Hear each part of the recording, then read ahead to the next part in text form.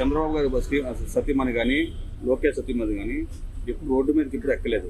వాళ్ళు ఎందుకు ఎక్కారు? చంద్రబాబు గారు కానీ ప్రభుత్వంలోనూ 3-4 సార్లు గెలిచినప్పుడు కూడా ఎప్పుడూ కూడా చంద్రబాబు గారి భార్య కానీ లోకేష్ భార్య గారిని ఎప్పుడూ కూడా బాలకృష్ణ కూతురు ఏ రోజు కూడా ఎప్పుడూ కూడా బయటకు కనిపించడం అనేది తెలియదండి.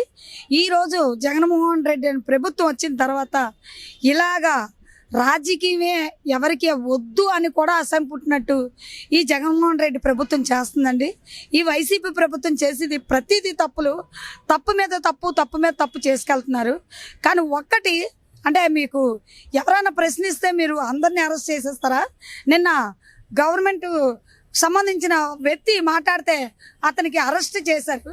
అంటే మీరు మాట్లాడి వచ్చి ఇష్టాసారంగా ఎప్పుడు పవన్ కళ్యాణ్ గారి గురించి ప్యాకేజీ మరి ప్యాకేజీ అని చెప్తారు, 4-5 పెళ్ళాలని చెప్తారు. మళ్ళీ మిమ్మల్ని ఏం చేయాలి?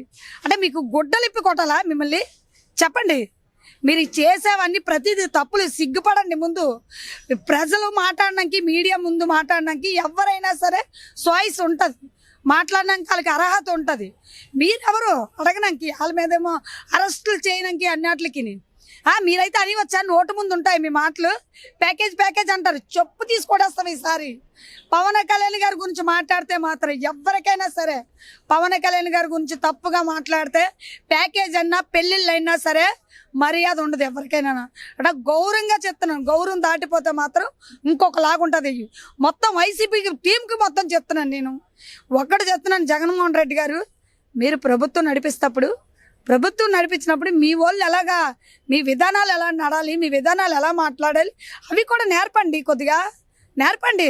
నెక్స్ట్ ప్రజల్లోకి వస్తారు మీరు. ప్రజలే మీకు సమాధానం చెప్పే టైం ఉంది.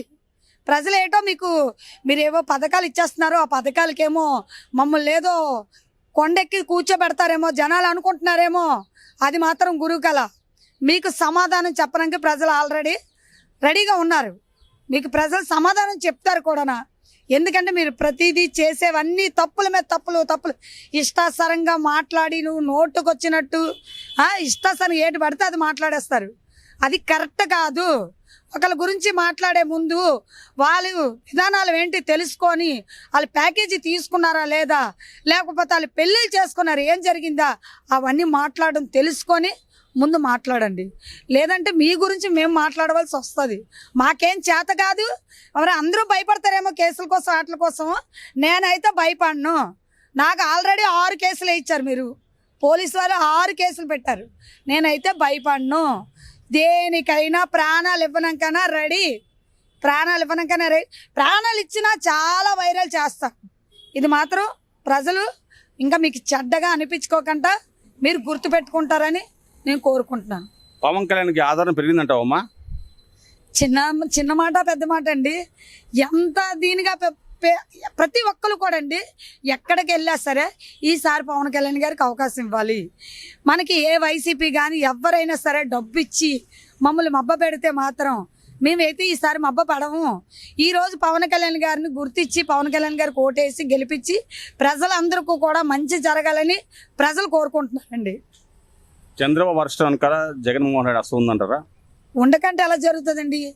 జగన్మోహన్ రెడ్డి గారు లేకంట ఈ అరెస్టులు, ఈ రాజకీయం ఇలాంటివన్నీ కూడా జరగడానికి ఇప్పుడు 4 సంవత్సరాలు అయింది కదండి.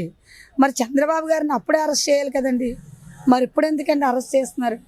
ఇదంతా కూడా ఎలక్షన్ దగ్గరలోనూ ఇది పెద్ద స్కామ్ ఉందండి. దీని వెనకాతల పెద్ద స్కామ్ ఉంది.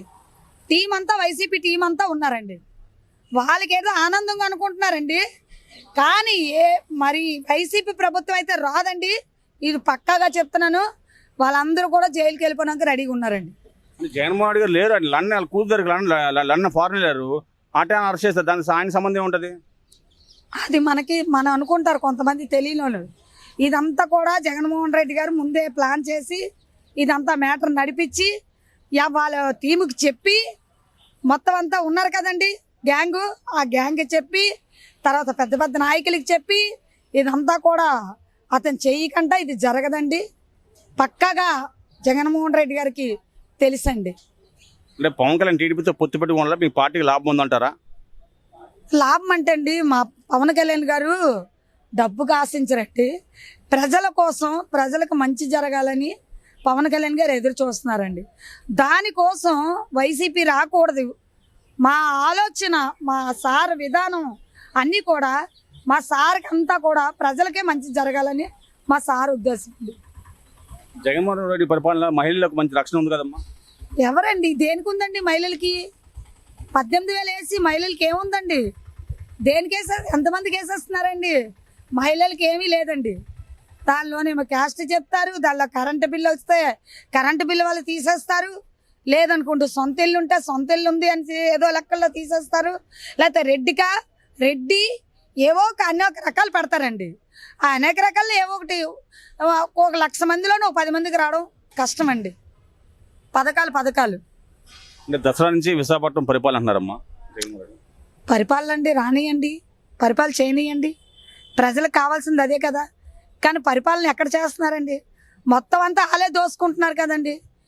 ఎక్కడ భూమి ఖాళీగా ఉన్నా, ఎక్కడ చిన్న సైట్ ఖాళీగా ఉన్నా ముందు వాళ్ళు దోసుకుంటున్నారండి. వాళ్ళు దోసుకొని వాళ్ళు పెద్దోళ్ళు అవుతున్నారు, ప్రజలు ఏమొచ్చి అల్లాడిపోతున్నారు. చంద్రబాబు నాయుడు తప్పు చేశారని మీరు నమ్ముతున్నారు మీరు? మనం తప్పు చేస్తామండి, చేయలేదండి. ఇది పెద్ద వాళ్ళకి తెలుస్తుందండి.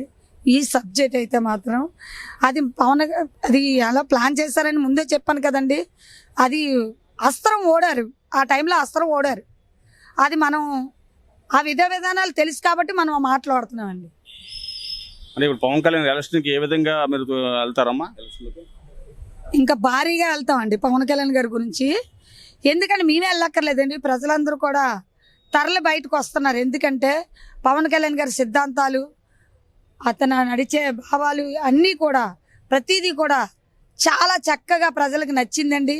అతను మాట్లాడే విధానం ఏంటి, ఏదైనా ప్రజల కోసం వాళ్ళకి సహాయం చేయడం కానీ, రైతు భరోసా 30 కోట్లు ఇచ్చారంటే సామాన్య వ్యక్తులు కోట్లు సంపాదించిన రాజకీయ నాయకులు ఉన్నారు. ఎవరైనా సరే ఈ రోజు వరకు ఆ సహాయం చేశారండి?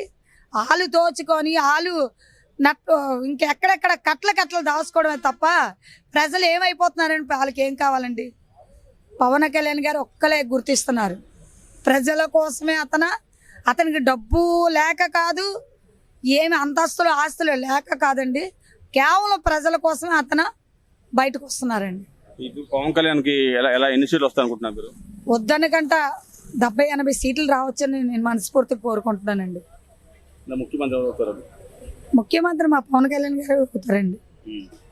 జగన్మోహన్ రెడ్డి గారు సెంట్రల్ జైలుకి వెళ్ళిపోతారు. ఇది మాత్రం వాస్తవం అండి. చేసే తప్పులు ఇప్పుడు చంద్రబాబు నాయుడు గారు చేశారని చంద్రబాబు నాయుడు గారు మీద తప్పు చూపించారు. మరి వీళ్ళు చేసిన తప్పులు కూడా నాగాలి కదా.